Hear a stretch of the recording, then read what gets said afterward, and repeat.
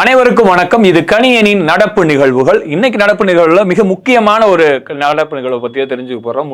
மிக முக்கியமா என்னன்னு பாத்தீங்கன்னாக்க, சுற்றுச்சூழல் சார்ந்த எந்த ஒரு நிகழ்வு இருந்தாலும் அது கண்டிப்பா தேர்வுல கேட்பதற்கு அதிகபட்ச வாய்ப்பு இருக்கு. அந்த வகையில பாத்தீங்கன்னாக்க, தமிழ்நாட்டின் முதல் பல்லுயிர் பாரம்பரிய தளம் 2022 அறிவிச்சாங்க. எங்கன்னு பாத்தீங்கன்னாக்க, நம்ம மதுரையில மேலூருக்கு அருகில் உள்ள அரிட்டாப்பட்டி அறிவிச்சாங்க. அப்ப பல்லுயிர் பாரம்பரிய தளம்னா அந்த பகுதியில பல்லுயிர்கள் வாழணும், நிறைய பழமை வாய்ந்த சின்னங்கள் இருக்கும், இயற்கையான நீரூற்றுகள் இருக்கும். அதே மாதிரி அரிட்டாப்பட்டியில் பார்த்தீங்கன்னாக்கா இது போன்ற நிகழ்வுகள் அதிகமாக இருக்குது. ப்ளஸ் பார்த்தீங்கன்னாக்கா என்ன இருக்குன்னா, இந்தியாவில் காணப்படும் பருந்து வகையில் ஒரு சில பருந்து வகைகளாக இருக்குது. அதனால் தமிழ்நாட்டின் முதல் பல்லுயிர் பாரம்பரிய தலமாக அரிட்டாப்பட்டி அறிவிச்சாங்க. ரெண்டாவது இப்போ சமீபத்தில் மார்ச்சில் தமிழ்நாட்டின் 2வது பல்லுயிர் பாரம்பரிய தலம் எதுன்னு பார்த்தீங்கன்னாக்கா, காசம்பட்டி புனிதத்தோப்பு, திண்டுக்கல்லில் காசம்பட்டியில் இருக்கக்கூடிய அந்த மலைப்பகுதியை தான் 2வது பல்லுயிர் பாரம்பரிய தலமாக அறிவிச்சிருக்காங்க. இந்த பல்லுயிர் பாரம்பரிய தலம் எதன் அடிப்படையில் அறிவிக்கிறான்னு பார்த்தீங்கன்னாக்கா, உயிரியல் பன்முகத்தன்மை சட்டம் 2002 அடிப்படையில் தான் அறிவிக்கிறாங்க. பிளஸ் உலக பல்லுயிர் தினம் ஆண்டுதோறும் எப்ப கொண்டாடுறாங்கன்னா மே 22 கொண்டாடுறாங்க.